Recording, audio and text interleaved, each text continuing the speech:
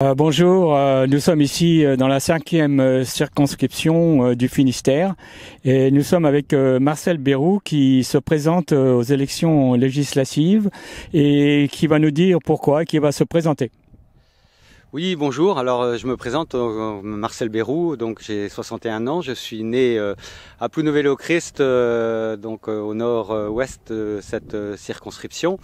Et j'habite à Plouguerneau. J'ai 4 enfants. Je suis marié. Et donc, aujourd'hui, je suis au Parti pour la Bretagne, dont j'ai été l'un des membres fondateurs.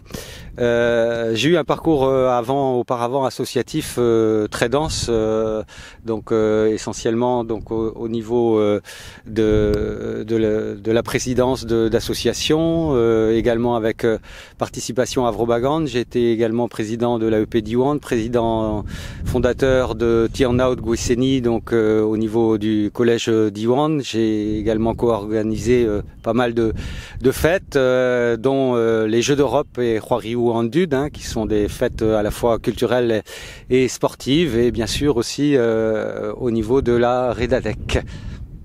Mais vous êtes aussi agrégé en ingénierie mécanique ?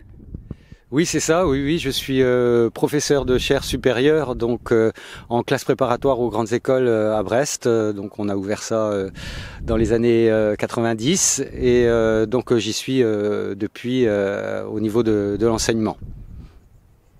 Alors, comment se passe cette campagne et quel est votre programme ? Alors au niveau du programme, et essentiellement peut-être pourquoi ce programme, pourquoi cette candidature. Dimanche soir,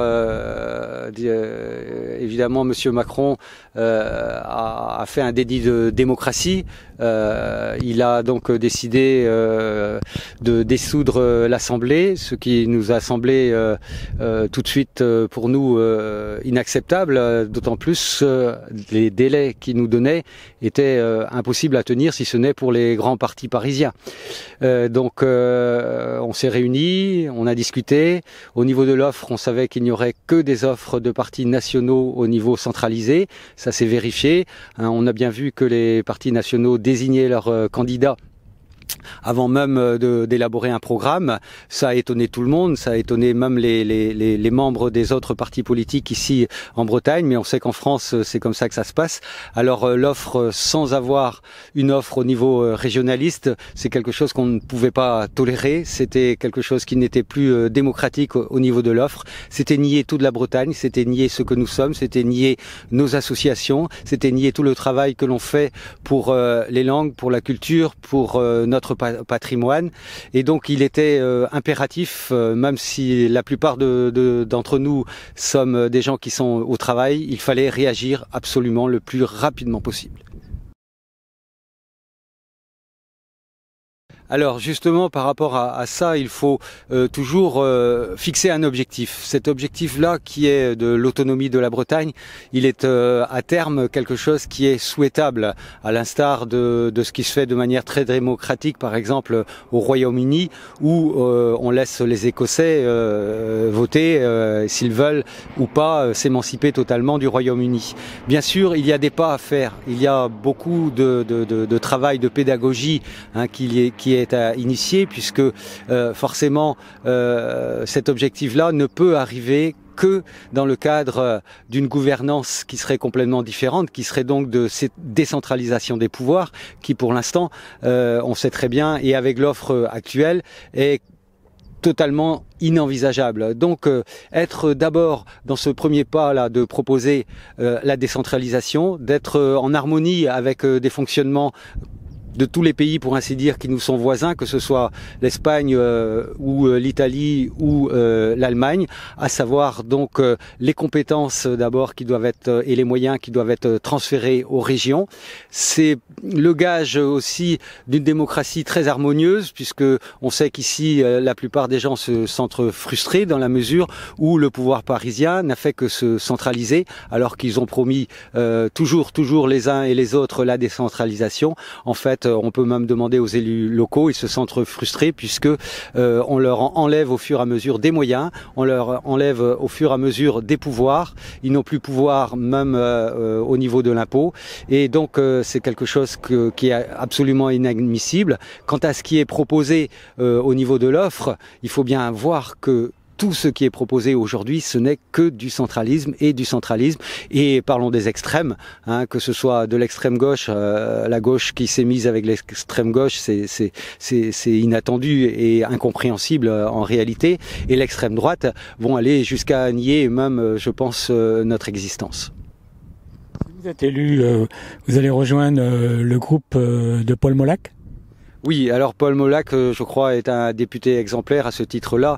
Hein, je pense que ceux qui pourront s'y intéresser verront et se souviennent. Donc c'est une loi transpartie proposée par Paul Molac qui a été votée à une très large majorité.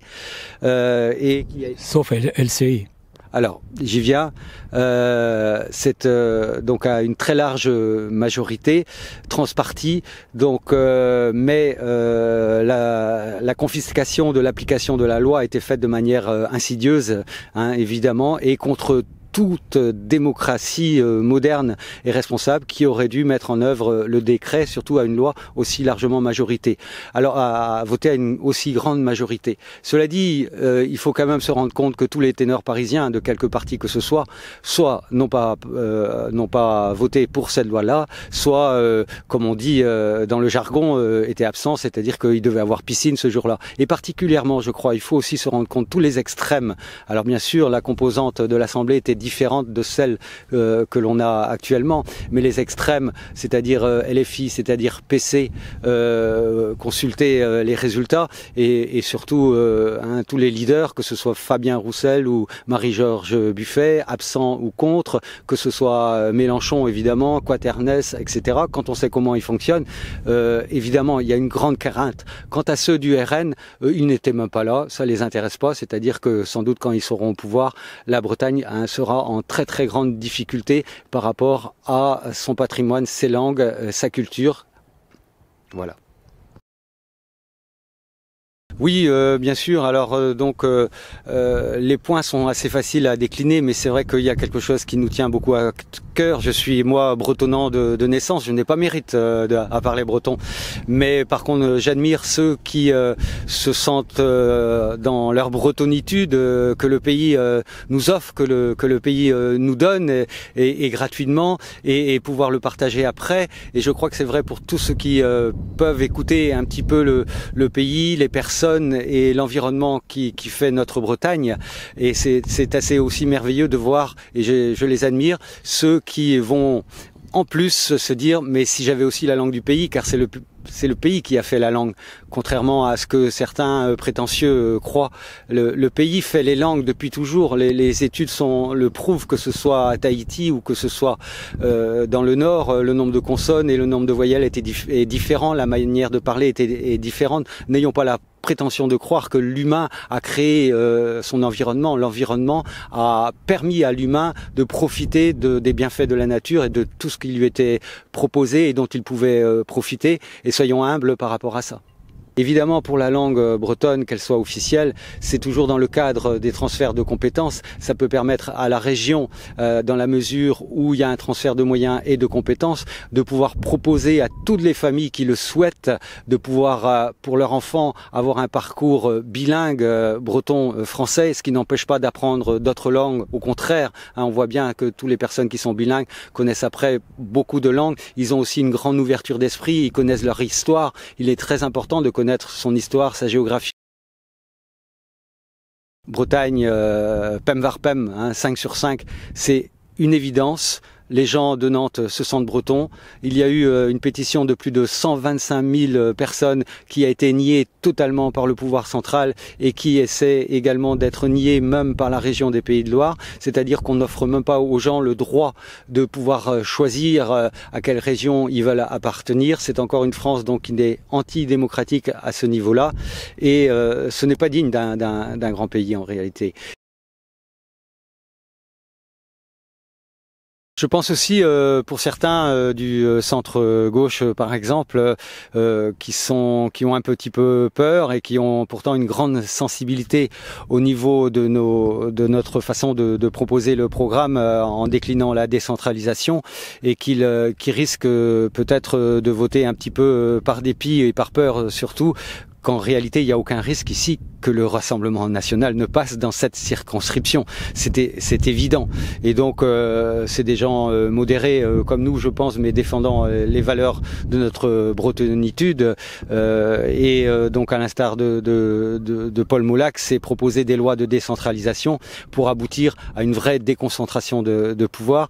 Et je crois qu'ils l'attendent depuis longtemps et j'espère pouvoir compter sur eux.